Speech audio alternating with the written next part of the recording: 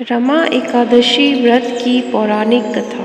नमस्कार दोस्तों, स्वागत है आपका मेरे चैनल में। धर्मराज युधिष्ठिर कहने लगे कि हे भगवान, कार्तिक कृष्ण एकादशी का क्या नाम है, इसकी विधि क्या है, इसके करने से क्या फल मिलता है, सो आप विस्तार पूर्वक बताएं।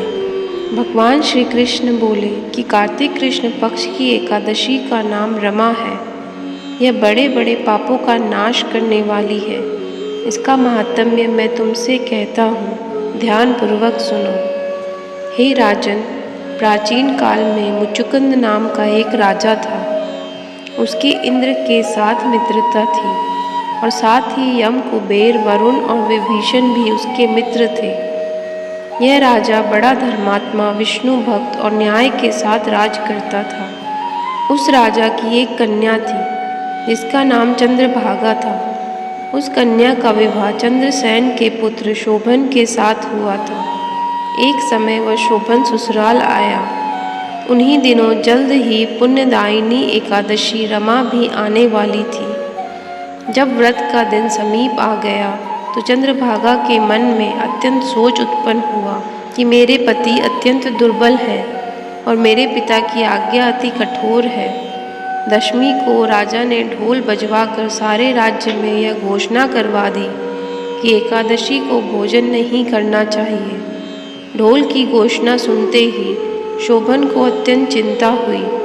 वो अपनी पत्नी से कहा, हे प्रिय, अब क्या करना चाहिए? मैं किसी प्रकार भी भूख सहन नहीं कर सकूँगा। ऐसा उपाय बतलाओ कि जिससे मेरे प्राण बच सके, अन्यथा मेरे प्राण अवश्य चले जाएंगे। चंद्रभागा कहने लगी कि हे स्वामी, मेरे पिता के राज में एकादशी के दिन कोई भी भोजन नहीं करता। हाथी, घोड़ा, ऊंट, बिल्ली को आदि भी तृण, अन्न, जल आदि ग्रहण नहीं कर सकते। फिर मनुष्य का तो कहना ही क्या है। यदि आप भोजन करना चाहते हैं तो किसी दूसरे स्थान पर चले जाइए, क्योंकि यदि आप यहीं रहना चाहते हैं तो आपको अवश्य व्रत करना पड़ेगा। ऐसा सुनकर शोभन कहने लगा कि हे प्रिय, मैं अवश्य व्रत करूँगा। जो भाग्य में होगा वह देखा जाएगा।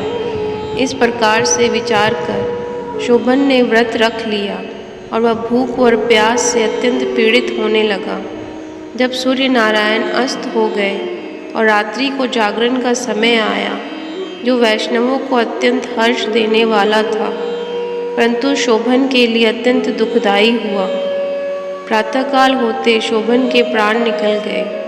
तब राजा ने सुगंधित काष्ठ से उसका दाह संस्कार करवाया, परंतु चंद्रभागा ने अपने पिता की आज्ञा से अपने शरीर को दग्ध नहीं किया और शोभन की अंत्येष्टि क्रिया के बाद अपने पिता के घर में ही रहने लगी। रमा एकादशी के प्रभाव से शोभन को मंदराचल पर्वत पर धन्य धान्य से युक्त तथा शत्रुओं से रहित एक सुंदर देवपुर प्राप्त हुआ।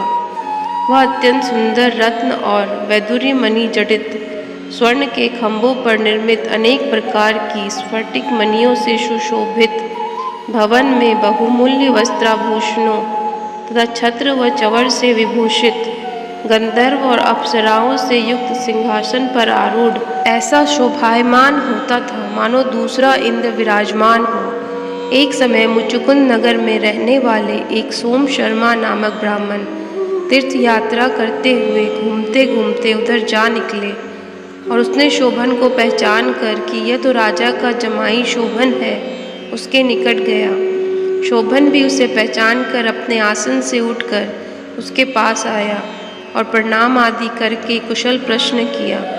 ब्राह्मण ने कहा कि राजा मुचुकुंद और आपकी पत्नी कुशल से हैं। नगर में भी सब प्रकार से कुशल है, परंतु हे राजन, हमें आश्चर्य हो रहा है। आप अपना वृतांत कहिए कि ऐसा सुंदर नगर जो ना कभी देखा ना सुना आपको कैसे प्राप्त हुआ। तब शोभन बोला कि कार्तिक कृष्ण की रमा एकादशी का व्रत करने से मुझे यह नगर प्राप्त हुआ, परंतु यह अस्थिर है। यह स्थिर हो जाए ऐसा उपाय कीजिए। ब्राह्मण कहने लगा कि हे राजन, यह स्थिर क्यों नहीं है और कैसे स्थिर हो सकता है, आप बताइए। मैं अवश्य में वह उपाय करूँगा। मेरी इस बात को आप मिथ्या ना समझें। शोभन ने कहा कि मैंने इस व्रत को श्रद्धा रहित होकर किया है, अतः यह सब कुछ अस्थिर है। यदि आप मुचुकुंद की कन्या चंद्रभागा को यह सब वृतांत कहें तो यह स्थिर हो सकता है। ऐसा सुनकर उस श्रेष्ठ ब्राह्मण ने अपने नगर लौटकर चंद्रभागा से सब वृतांत कह सुनाया। ब्राह्मण के वचन सुनकर चंद्रभागा बड़ी प्रसन्नता से ब्राह्मण से कहने लगी, हे ब्राह्मण, ये सब बातें आपने प्रत्यक्ष देखी है या स्वप्न की बातें कर रहे हैं? ब्राह्मण कहने लगा कि हे पुत्री, मैंने महावन में तुम्हारे पति को प्रत्यक्ष देखा है। साथ ही किसी से विजय ना हो ऐसा देवताओं के नगर के समान उनका नगर भी देखा है। उन्होंने यह भी कहा है कि यह स्थिर नहीं है। जिस प्रकार वह स्थिर रह सके सो उपाय करना चाहिए। चंद्रभागा कहने लगी, हे विप्र, आप मुझे वहाँ ले चलो। मुझे पतिदेव के दर्शन की तीव्र लालसा है। मैं अपने किए हुए पुण्य से उस नगर को स्थिर बना दूंगी। आप ऐसा कार्य कीजिए जिससे उनका हमारा संयोग हो, क्योंकि वियोगी को मिला देना महान पुण्य है। सोम शर्मा यह बात सुनकर चंद्रभागा को लेकर मंदराचल पर्वत के समीप वामदेव ऋषि के आश्रम पर गए। वामदेव ऋषि ने सारी बात सुनकर वेद मंत्रों के उच्चारण से चंद्रभागा का अभिषेक कर दिया। तब ऋषि के मंत्र के प्रभाव और एकादशी के व्रत से चंद्रभागा का शरीर दिव्य हो गया और वह दिव्य गति को प्राप्त हुई। इसके बाद बड़ी प्रसन्नता के साथ अपने पति के निकट गई। अपनी प्रिय पत्नी को आते देखकर शोभन अति प्रसन्न हुआ और उसे बुलाकर अपनी बाईं तरफ बिठा लिया। चंद्रभागा कहने लगी कि हे प्राणनाथ, आप मेरे पुण्य को ग्रहण कीजिए।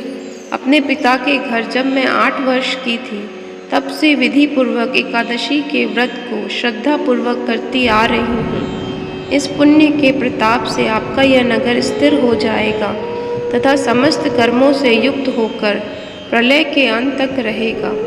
इस प्रकार चंद्रभागा ने दिव्य आभूषणों और वस्त्रों से सुसज्जित होकर अपने पति के साथ आनंद पूर्वक रहने लगी। हे राजन, यह मैंने रमा एकादशी का महात्म्य कहा है। जो मनुष्य इस व्रत को करते हैं उनके ब्रह्म हत्या आदि समस्त पाप नष्ट हो जाते हैं।